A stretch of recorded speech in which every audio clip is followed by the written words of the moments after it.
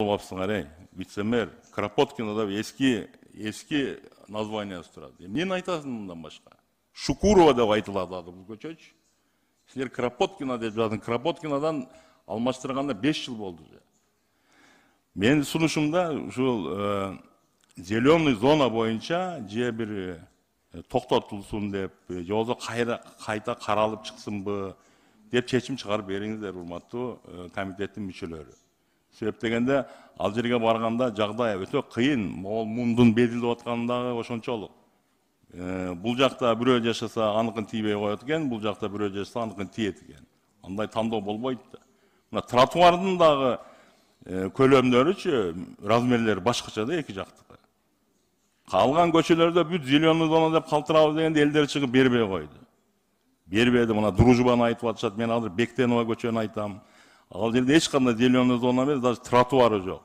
А бизде тротуарга Шукуровада 2,5-3 метр калып атат. Жок, аны да кыскартып туруп зеленый зона кылыш керек. Биз айттабыз, ладно, зеленый зона кыл, ну зеленый зонаны анда үй жака кылып кой. Ойлосоң зеленый зонасынан азыр калиткага жол кыласың, воротага жол кыласың, зеленый зонасынан эч нерсе калбай атат да. Мен сунушуму бир добушка коюп коюңуз, анан иним мен сага предупреждаю, сен андай күпүлдөбө. Башка жерде күпүлдөбө. Бул жогорку кеңеш. Мейли өзүңүз сыйлап алсаң, бизди сыйла. Сыйлаган келбесе сыйлатып алам. Булар сыйлатпаса мен сени сыйлатам. Сөзсүз. Түшүндүңбү? Бая тиги балага туура эмес айтып коюп, буну күлгөнүң үчүн жооп бересиң деп. Көрсө сен күлүп аткан турбайсың.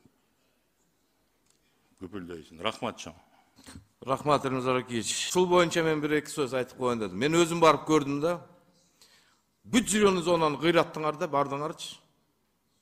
Шаар боюнча кыйратып жүрдүңөр. Мына Элмазар Акиевич жакшы айтып атат. Мусорный полигон бүт зеленый зонаңар. Міне, жогорку кеңештин асын кыйратып койдуңарбы? Же тиги парктарды кыйратып койдуңарбы? Зеленый зонаны айтасыңар.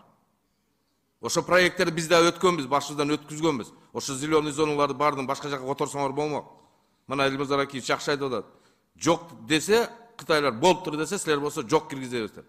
А жерде ким жашап аткандагы, мэриянын кайсы кызматкер жашап атканын да билебиз, чётный жагында.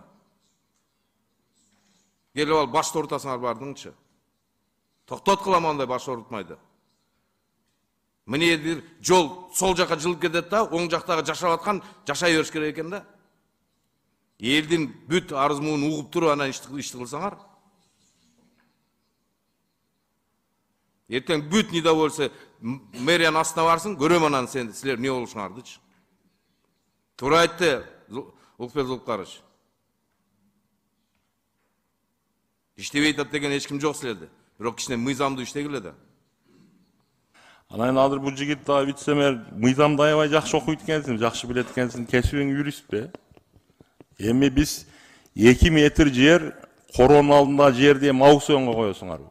Ошондой деп сунуш айттың да Дастан Далабаевич. Акылдуу боло бербесең эле. 2 түрү бар. Аукцион. Аларды бизге эмне үйрөтүп атасың? Отуруп алып эле өзүңөр ашыкча сүйлөп. Эч кимди үйрөткөн жерибиз жок. Айтып атпайсыңбы? Мен Дастан Далабаевдин арызына жооп бердим. Дагы кайша айтып атат мына. Биз болгону алдыдагы тротуарга чейин жерди аукцион коет экен, ага Фархат Аткабаевич, мен, анан Улукбек Ормонович барып катышыбыз керек экен. Бул ошентип атпайбы азыр? Чечимге жазгылачы бир нерсени сураныч. Рахмат. Элмазар Акиевич, кечиресиз, туура айтып атасыз. Мына аукционный положенияларда өзгөртпөйсүңөр. Эми 2 метр квадрат ошо үйдүн астында каякта аукцион, не абсурдный вещилерди айтып атасың. Ошо силер законодательный базаңарды кичине баягы өзүңөрдүн постановленияларды өзгөртүп алсаңар, жигиттер. Жооп берчи, жооп бер. Мен бул жерде айтып аткан жерим положениянын негиздерин айтып берип атам. Положениянын негиздеринде аукцион аркылуу алса дагы болот. Анан жанакы дополнительный земельный участок деп айткан жерим бар. В виде дополнительный земельный участка дагы алса болот. Бул это уже без проведения аукциона. 2 түрү бар деп көрсөтүп айтып берип атам. Бул жерде мен болгону Дастан Далабаевичтин суроосуна гана жооп бердим. Эч кимди сындаган жана үйрөткөн жерим жок. Бенден болгону Дастан Далабаевич предложение кирип атат, ошону карап көрөлү. Жана жарандарга биздин мүлктү башкаруу департаментине кайрылуусу боюнча да айттым. Жана ошол жерди кантип алаардын түрүн айтып берген эле жерим бар. Аны түшүнүп атабыз. Ошонучу аукционду азыр ушул кишилердин чыры боюнча болуп атат да, туурабы? Аукционду айтпай барбы жолу? Ошону чечебиз деп кой, туурабы? Ошого жооп берип атабыз. Болгону биз ошого жана жооп берген жерибиз. Эми бияктан чынын айтканда мындай болуп атат да, урматтуу депутаттар. Ачыгын айтыш керек. Бенде ошол Шүкүрөвдө Элмирза Ракиевичтин үйү бар. Бар. Ошол себептен азыр мынакей ошо үй жөнүндө сөз болуп атат. Биз айтып атабыз, үйлөргө тийген жерибиз жок, болгону заборлорду гана алып атабыз. Биз муниципальный жерди бошотуп берүүсүн гана суранып атабыз. Иним. Мен айттым го, мен үйүм бар деп. Сен эмне жаңылык кылып айтасың? Мен дагы айтайын, менин үйүм бар ал жерде. Сен ошо менин үйүмө кол салып атасың. Сиз сиздин үйүңүзгө кол салган жериңиз жок. Вице-мэр. Бул мени баягы колхоздун методу менен элге ачык жарыялаган. А жерде менин үйүм бар. Шүкүрова 166. Дагы эмне деп айтайын сага? Аны эмне жарыялап атасың берип отуруп алып? Могун бир жашың канчада сен? Сурообу? 34-тө. 34. Биз ойлойбуз, жаштар келсе, жаштар баардыңларды, момундай жаштардан коркуш керек. Бул азыр бизге убада берди, айтып атат, карасак болот деп, карай албайт. Буну азыр барганда мэр чоксу да чыгат. Бул барып мактанат, мен Элмирза Ракиевичтин абийирин ачтым, ошол жерде үйү бар экен. Элмирза Ракиевичтин үйү бар үчүн силер сотко кайрылдыңар. Эрде Элмирза Ракиевичтин үйү жок болгондо мындай кылбайт элеңер силер. Мен аны дагы глубже билем. Ушул үйдү баштагыла дегениң дагы турасыңар бардыгы. Бардыгы менин үйүмө карап турат. А менин үйүм алды менен ти жолго чейин 3 метр жер бар. Сен айырга жашыл зонаны тыгамдап атасыңар, көрөбүз. Элмирза Ракиевич, булар ойлоп атат. Шаарда жашабайбыз депчи. Шаардык тургундар бийликти берген силерге керек болсочу. Ушул бийликтин бардыгын ушул тургундар берип атат бизге. Керек болсо ушул биздин кыйындарыбыз. Элди тим эле ызылдатасың бардыгын. Эмне өзүң келип калдыңбы? Бизге үйрөтө тургандачы, биздин жашоону өтүп алгын сен. Каяш айтышып отурасың берди. Кичине маданиятыңды жогортсоң, каякта келип каякта отурганыңда билип алгын. Ар бир кишинин артындачы 20 миңден шайлоочусу бар. 5 адамды башкара албай отурасыңар бардыгын. Бир көчөнү чече албай. Бул боюнчачы, урматтуу депутаттар, азыр транспорт боюнча 3 адам жазылыптыр, сүйлөйбүз депчи.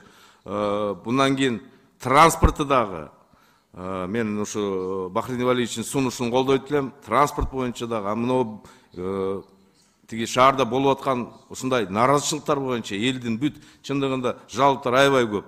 Заявленияларчы. Ушуну боюнча өзүнчө бир комитетти чоң залда эле өткүзүп, макул ошол бардын чыгарып туруп, бунун точкасын койбосок болбойт. Бүгүн неприкасаемый окшойт бу мэриячы. Тигинисин өздөрү билбейт каякта жүргөнүн. Вице-мэрин. Силерге деле управа табылат. Эч переживать этпегиле. Кезектеги сөз суроо бериш үчүн Азыр мен 34 жаштагы жигит колуңан келсе азыр туруп менден кечирим сурап кой. Эгер келбесе бала, мен сага угроза эткеним жок, могу сөзүң жөн калбайт. Элмирза Ракиевич, катуу айтып алсам кечирип коюңуз. Ошо сиздерди биз сыйлайбыз, бирок бул жерден биздин дагы ошо сизден кечирим сурап атам. Кечирим сурап атам сизден. Кечирим. Мен сизден улуу катары атам менен тең киши катары сизден кечирим сурайм. Уруксат берсеңиз. рахмат.